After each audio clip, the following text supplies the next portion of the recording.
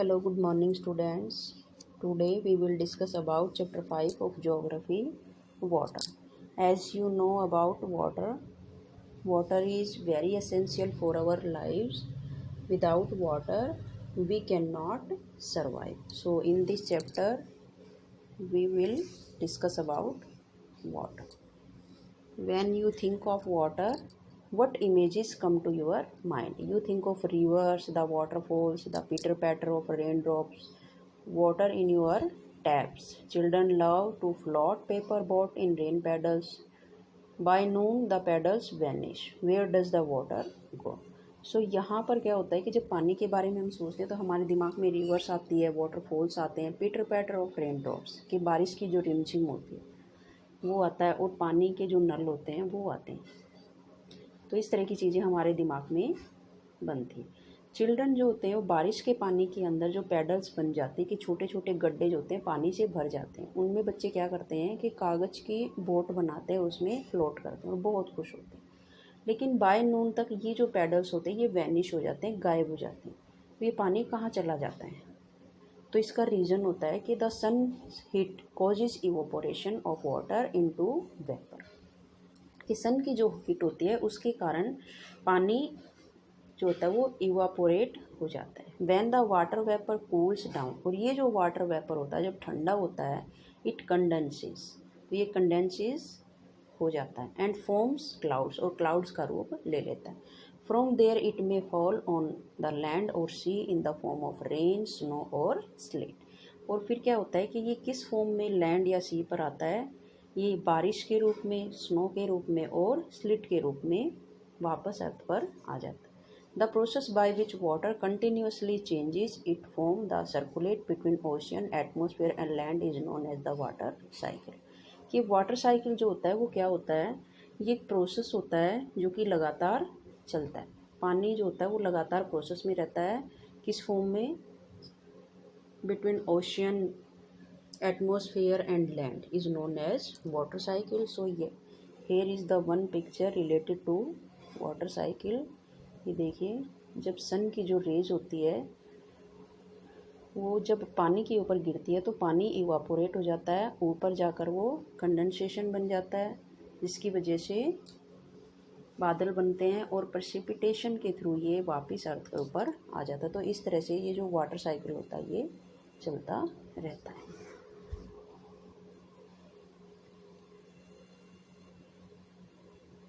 Our earth is like a terrarium, the same water that existed century ago.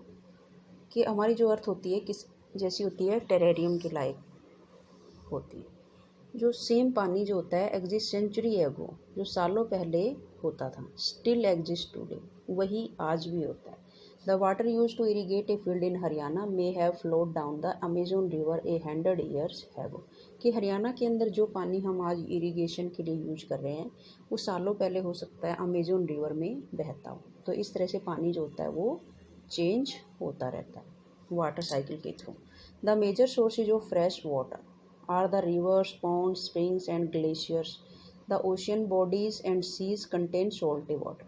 जो ocean bodies होती है और seize होते हैं उनमें सोल्टी वाटर होता है। The water of ocean is salty और saline as it contain large. और ये जो वाटर होता है ओशियन का वो सोल्टी और स्लाइन होता है, जैसे कि contain large amount of dissolve salt, जिससे कि क्या बनाया जाता है? इसको यूज़ किया जाता है जिसमें जो नमक होता है उसकी अधिकता ज़्यादा होती है। Most of the salt is sodium chloride और common table salt that you eat. ज़्यादातर जो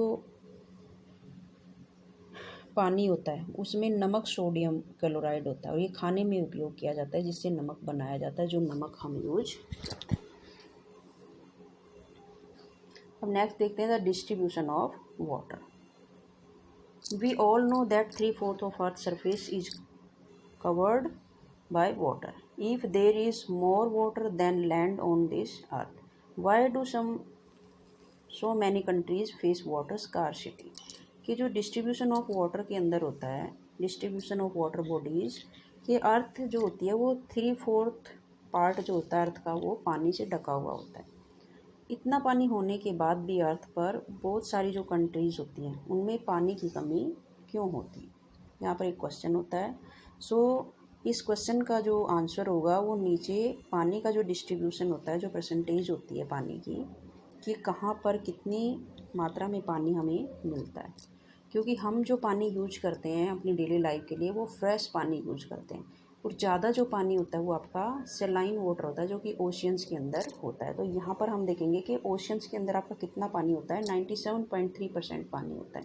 और बाकी की जो मात्रा होती है, बाकी की जो क्वांटिटी होती है पानी की, वो आपकी आइस कैप के अंदर, ग्राउंड वाटर के अंदर, फ्रेश वाटर लेक के अंदर, सॉल्ट लेक, आइलैंड सीज और सॉल्ट लेक, एटमॉस्फेयर के अंदर, रिवर्स के अंदर। बाकी का 2.7% जो पानी होता है वो आपका फ्रेश वाटर होता है जो कि नदियों से, लेक से, ग्राउंड वाटर से, बर्फ़ से हमें मिलता है। तो इस तरह से जो फ्रेश वाटर होता है उसकी जो क्वांटिटी होती है वो कम होती है। अब यहाँ पर एक फैक्ट होता है, देख लेते हैं उसको। Salinity in the amount of salt in grams present in 1000 grams of water. The average salinity of the ocean is 35 parts per 1000. It means कि जो salinity होती है वो 1000 ग्राम जल के अंदर मौजूद जो नमक की मात्रा होती है। महासागर की जो एवरेज salinity होती है वो 35 भाग होता है 1000 ग्राम का। यहाँ पर आगे हम डेड सी को भी देख लेते हैं कि यहाँ पर भी एक फैक्ट होता है। Dead Sea Israel has salinity of 340 grams per litre of water. वहाँ पर जो सैलिनिटी की मात्रा होती है वो कितनी होती है, 340 ग्राम पर litre of water.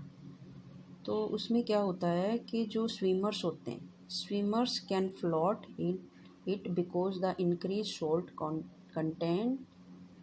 Content makes it dense. कि तैराक जो होते हैं जब इसके अंदर फ्लोट करते हैं वो मतलब फ्लोट कर सकते हैं क्योंकि नमक की जो अधिकता होती है इसे क्या बनाती है, डेंस बनाती है। तो ये फैक्ट होता है। हम देखते हैं water distribution can be demonstrated by a simple activity. तो यहाँ पर एक एक्टिविटी दी हुई होती है, you have to read the activity and try to understand the distribution of fresh water. Water is absolutely essential for survival. Water alone can quench our thirst when we are thirsty. जब हमें प्यास लगती है तो उसको बुझाने के लिए हमें किसकी ज़रूरत होती है, पानी की ज़रूरत होती है। Now don't you think we are wasting a precious resource when we use water carelessly? लेकिन ऐसे में आपको क्या ऐसा नहीं लगता कि जो केयरलेसली होती है उसके कारण जल का जो यूजेज होता है, हम अपना जो वो रिसोर्सेज होते हैं, प्रेशियस रिसोर्सेज होते हैं, उनको बर्बाद कर रहे होते हैं। तो हमें पानी को बचाना चाहिए, पानी को वेस्ट नहीं करना चाहिए क्योंकि ये बहुत ज़्यादा प्रीशियस होता है। सो यहाँ पर आप देखोगे कि पानी के ऊपर कोलाज वर्क बनाया हुआ है जो कि पेपर कटिंग से बनाया हुआ है। चलिए आगे हम देखते हैं ओशियन सर्कुलेशन। अब ओशियन का सर्कुलेशन देखते हैं कि ओशियन के अंदर क्या होता है। There is something magical about walking bare feets on the sea shore. कि समुद्र तट पर जब हम बेयर फीट्स होते हैं, नंगे पैर चलते हैं, तो कुछ हमें मैजिकल चीज़ की अनुभूति होती है, मैजिकल चीज़ का एहसास होता है। The wet sand on the beach, the cool breeze, the seabirds, the smell of the salt in the air and music of the waves. Everything is so fascinating. हर चीज़ हमें आकर्षित करती है। Unlike the calm waters of ponds and lakes, ocean water keeps moving continuously. कि जो ponds और lakes होती है उसका जो पानी होता है बिल्कुल शांत होता है, लेकिन ओशियन के अंदर क्या होता है कि ये लगातार मूविंग करता रहता है। इट इज़ नेवर स्टिल, ये स्टिल नहीं होता है। The movements that occur in oceans can be broadly categorise as waves, tides and currents. तो ये जो मूवमेंट्स होता है सीज के अंदर उसको कैटेगराइज किया गया है वेव्स के अंदर, टाइड्स के अंदर और करंट्स के अंदर। तो यहाँ पर जो क्वेश्चन होता है वो ये होता है, when we celebrated the world water day. When we celebrate the world water day, कब सेलिब्रेट करते हैं वर्ल्ड वाटर डे हम? तो answer is March 22 is celebrated as world water day. 22 मार्च को हम वर्ल्ड वाटर डे सेलिब्रेट करते हैं। अब हम आगे देखते हैं waves. The first movement of oceans is waves.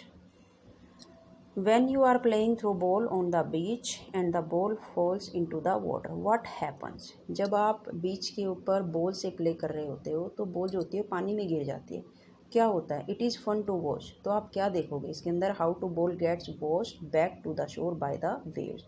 Waves के द्वारा वो जो बॉल्स होती है वो शोर के ऊपर आ जाती है, किनारों पर आ जाती है। When the water on the surface of the ocean rise and falls alternately, they are called wave. Waves कि जो पानी होता है, ओशन सरफेस का जो पानी होता है वो राइज होता है और फॉल्स होता है, तो वो जो प्रोसेस होता है उसको क्या बोला जाता है? वेव्स बोला जाता है। Here is the facts. Waves are formed when wind scrape across the ocean surface. The stronger the wind blow the bigger the wave becomes. इसका मतलब होता है कि जो आपका ओशन सरफेस होता है उस पर हल्की हवा जो होती है वो बहती रहती है। जब हल्की हवा बहती है तो तरंगे उत्पन्न होती है, उसके अंदर वेव्स उत्पन्न होती है, और जितनी तेज़ ये विंड होती है ये वेव्स भी उतनी ही बड़ी हो जाती है। During a storm the winds blowing at very high speed from huge wave. और जो स्टॉर्म होता है उसके दौरान ये जो विंड्स होती हैं ये बहुत तेज़ स्पीड में चलनी शुरू हो जाती है, और उसकी वजह से ये वेव्स भी होती है ये भी उतनी ही बड़ी हो जाती है। दीज में कॉज ट्रमेंडियस डिस्ट्रैक्शन। और ये किसका कारण बनती है? ये विनाश का कारण बन सकती है। An earthquake, A volcanic eruption और under water landslide can shift large amount of ocean water. और ये इसमें क्या होता है कि एक अर्थक्वेक जो होता है, वोल्केनिक इरेप्शन होता है और अंडर वाटर लैंडस्लाइड होती है, can shift large amount of ocean water. As a result a huge tidal wave called tsunami. और किसका रिजल्ट होता है? सुनामी का रिजल्ट, सुनामी के रूप में ये वेव्स आ जाती है। That may be a high at 15 metre is formed. और ये जो सुनामी होती है कितनी ऊंची तक उठ सकती है? ये 15 मीटर तक की ऊंचाई तक उठती हैं ये जो वेव्स होती है, जिनको सुनामी बोला जाता है। The largest tsunami ever measured was 150 metre high. जो लार्जेस्ट सुनामी होती है उनको 150 मीटर हाइट के अंदर मेजर किया गया है। These waves travel eight A speed of more than 700 kilometre per hours. ये जो वेव्स होती है जब ट्रैवल करती है तो इनकी स्पीड जो होती है कितनी होती है? 700 किलोमीटर पर आवर्स होती है। The tsunami of 2004 cause wide spread damage in coastal areas of India. जो 2004 के अंदर सुनामी आती है उसने जो कोस्टल एरियाज थे इंडिया के उनको पूरी तरह से तबाह कर दिया था। The Indira Point in Andaman and Nicobar Island got submerge after the tsunami. कि अंडमान निकोबार आइलैंड जो होता है उसके अंदर जो इंदिरा पॉइंट होता है वो सुनामी के कारण डूब गया था। यहाँ पर फैक्ट होता है कि सुनामी जो होता है, जैपनीज वर्ड में सुनामी को क्या बोला जाता है? Means harbour waves.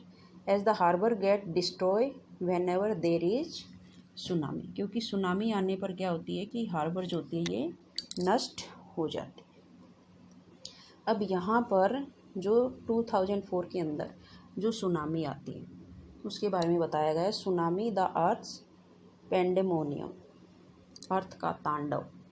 Tsunami or the harbor wave struck havoc in the Indian Ocean on the 26th December 2004.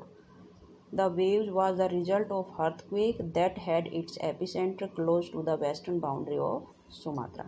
क्या होता है कि जो ओशन के अंदर जो तूफ़ान आते हैं वो सेम हमारे जैसे अर्थ के ऊपर भूकंप आते हैं इस तरह से होते हैं कि जब समुद्र के अंदर जो प्लेटें होती हैं, समुद्र के नीचे जो अर्थ होती है उसकी जो प्लेटें जब हिलती हैं तो पानी के अंदर तूफ़ान आता है, और वो जो पानी के अंदर जब तूफ़ान आता है तो वो पानी की लहरों को ऊंचा उठाता है। तो सेम चीज़ हमारी जैसे अर्थ के ऊपर भूकंप होता है, सेम चीज़ हमारी ओशंस के अंदर होती है। 26 दिसंबर 2004 को इंडियन ओशन जो होता है उसके अंदर सुनामी आती है, जिसके कारण बहुत सारा विनाश होता है। ये जो वेव्स होती है भूकंप का ही परिणाम होती है। इसका जो एपिसेंटर था वो सुमात्रा के वेस्टर्न बाउंड्रीज़ का था, सुमात्रा के पास वेस्टर्न बाउंड्रीज़ के अंदर आता है। The magnitude of the earthquake was 9.0 on the Richter scale. इसकी जो मैग्नीट्यूड थी, इसकी जो तीव्रता थी वो 9.0 रिएक्टर स्केल पर नापी गई थी। As the Indian plate went under the Burma plate, और इंडियन जो प्लेट थी वो बर्मा प्लेट के अंदर धंस गई थी। There was a sudden movement of the sea floor causing the earthquake. The ocean floor was displaced by about 10 से 20 metre and tilted in downwardly direction. जो इंडियन फ्लोर था वो डिस्प्लेस हो गया था 10 से 20 मीटर, और किस तरफ झुक गया था वो डाउनवार्डली डायरेक्शन झुक गया। A huge mass of ocean water flow to fill in the gap, और वहाँ पर एक गैप बन गया था पानी का, was being created by the displacement. This marked the withdrawal of the water masses from the coastline of the land masses in the South and Southeast Asia. After thrusting of the Indian plate below the Burma plate, the water mass rushed back toward the coastal line. क्या था कि जो महासागर होता, दक्षिण और दक्षिणी पूर्वी एशिया के जो सीशोर थे उनका जल हटने लगा, और जो भारतीय प्लेट थे वो बर्मा प्लेट के नीचे चले जाने पर जल जो था वापस समुद्र की ओर लौट गया, और ये सुनामी का रूप ले लिया। After thrusting of the Indian plate below the Burma plate, the water masses rushed back toward the coastline. Tsunami traveled at speed of about 800 km per hour, comparably to speed of commercial aircraft. जिसको किससे compare किया गया था? Commercial aircraft से। Completely washed away, इसने पूरी तरह से क्या कर दिया था, वहाँ पर वॉश अवे कर दिया था। किसको अभी देखते हैं आगे हम, किसको इसने वॉश अवे किया है। Wash away some of the island in the Indian ocean. Indian ocean के अंदर कुछ आइलैंड को इसने बिल्कुल तबाह कर दिया था। The Indra Point in the Andaman and Nicobar Island that mark the southernmost point of India got completely submerged. जो अंडमान निकोबार के अंदर इंदिरा पॉइंट होता है उसको उसने उसमें पूरी तरह से उसको ख़त्म कर दिया, उसको डुबो दिया था। As the wave moved from earthquake epicenter from Sumatra toward the Andaman Island and Sri Lanka, the wave length decreased with decreasing depth of water. The travel speed also declined from 700 to 900 kilometre per hours to less than 70 kilometre. और फिर बाद में क्या होता है कि इनकी जो गति होती है वो 700 से 900 किलोमीटर से लेकर 70 किलोमीटर तक कम हो गई, और इसकी जो समुद्र तट से सुनामी जो तरंगे होती है वो 3 किलोमीटर की गहराई तक कम हो गई। Coast killing more than 10,000 people and affected more than lakhs of houses. In India, the worst affected were the coastal areas of Andhra Pradesh, Tamil Nadu, Kerala, Pondicherry and Andaman and Nicobar island. और ये जो coastal areas होते हैं India के, ये बुरी तरह से इफ़ेक्टेड हुए थे। इसमें 10,000 के आसपास पीपल मारे गए थे और लाखों बेघर हो गए थे। While the earthquake can not be predicted in advance, it is possible to give a 3 hours notice of potential tsunami। कि जो अर्थक्वेक होता है उसकी हम भविष्यवाणी नहीं कर सकते, लेकिन 2 से 3 घंटे पहले इसको नोटिस किया जा सकता है। Such early warning system are in place across the Pacific Ocean. जो वार्निंग सिस्टम जो होता है पैसिफिक ओशन के अंदर होता है, but not in Indian Ocean. लेकिन इंडियन ओशन के अंदर ऐसा कोई सिस्टम नहीं होता है। Tsunami are rare in the Indian Ocean as the seismic activity is less as compare to the Pacific. क्योंकि सुनामी जो होता है वो इंडियन ओशन के अंदर रेयर आती है, जो कि एक सीस्मिक एक्टिविटी होती है, और ये पैसिफिक ओशन के बजाय यहाँ पर कम होती है। The tsunami that ravaged the South and Southeast Asia coast in this December 2004 is the most devastating tsunami is the last several hundred years. The large damage caused to life and property was primarily a result of lack of monitoring, the early warning system and knowledge among the coast dwellers of Indian Ocean कि जो tsunami होती है दिसंबर 2004 में जिस tsunami ने south पूर्वी Asia के जो तट होते हैं उनमें भारी तबाही मचाई, वे पिछले कई सौ वर्षों की सबसे ज़्यादा विनाशकारी सुनामी थी। हिंद महासागर के अंदर क्या होता है, हिंद महासागर में निरीक्षण और आरंभिक चेतावनी जो होती है वो नहीं होती है। इसके अंदर हिंद महासागर के अंदर वो वार्निंग सिस्टम नहीं होता है जिससे कि लोगों को पता लगता है, और लोगों की जो जागरूकता होती है उसकी कमी के कारण भी इसमें ऐसा हुआ था कि प्रॉपर्टी और जान का नुकसान हुआ था। The first indication that tsunami is approaching is the rapid withdraw of water from the coastal region followed by destructive wave. When this happened on the coast, instead of people going off high ground, they started assembling at the coast to view the miracle. As a consequence, there was a large casualty of curious onlookers when the gigantic wave struck. क्या हुआ कि tsunami आने का जो यहाँ पर hint था वो ये था कि जो तटीय क्षेत्र थे उनमें जो पानी था वो तेज़ी से विड्रॉ होना शुरू हो गया, और फिर क्या था कि विनाशकारी जो वेव्स थी वो उठने लगी, और जब शोर पर ऐसा हुआ तो लोग जो थे वो ऊंचे स्थानों पर जाने की बजाय वो इस अचंभे को देखने के लिए वहाँ पर क्या हुए, इकट्ठे हो गए, जिसके फलस्वरूप क्या हो कि सुनामी की जो विशाल लहरें थी, विशाल तरंगें आई तो बड़ी संख्या में जो वहाँ पर लोग खड़े हुए थे उनकी मृत्यु का कारण बन गई। अब नेक्स्ट मूवमेंट पढ़ेंगे हम टाइड्स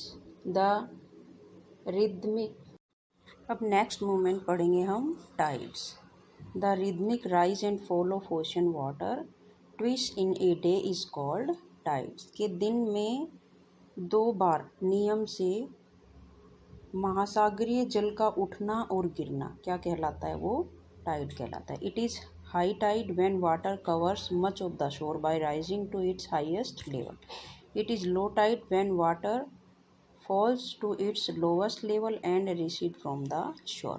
कि हाई टाइड जो होती है वो क्या होती है कि वाटर जो होता है वो ऊंचा उठता है और जो शोर होते हैं उनको पूरी तरीके से ढक देता है, बड़े हिस्से को डुबो देता है, उसे हाई टाइड बोला जाता है। लो टाइड किसे कहते हैं, लो टाइड जो होता है उसमें वाटर फोर्स जो होता है वो लोवेस्ट लेवल में होता है और वो तट से पीछे जाता है, पानी जो होता है उसे क्या बोला जाता है, उसे लो टाइड बोला जाता है। तो इस तरह से ये टाइड की डेफिनेशन होती है। अब हम देखते हैं कि इन टाइड से क्या क्या चीज़ें होती है। The strong gravitational pull extracted by the sun and the moon on the earth surface causes the tides. The strong gravitational pull होता है उसके कारण सन और मून जो होता है वो अर्थ सरफेस पर टाइड के कारण होता है। इट मीन्स कि क्या होता है कि सूर्य और चंद्रमा जो होता है उनके जो शक्तिशाली ग्रेविटेशनल बल जो होता है उसके कारण पृथ्वी की सतह पर टाइड आते हैं। The water of the earth closer to the moon and gets pulled under the influence of the moon's gravitational force and causes high tide. और हाई टाइड जो होती है वो कब आती है, जब पृथ्वी का जो जल होता है चंद्रमा के निकट होता है, उस समय चंद्रमा के ग्रेविटेशनल फोर्स के कारण जल जो होता है वो उसकी ओर आकर्षित होता है, ऊपर की ओर आकर्षित होता है, जिसके कारण हाई टाइड आते हैं। तो ये जो इवेंट होते हैं ये कब होते हैं, during the full moon and new moon days.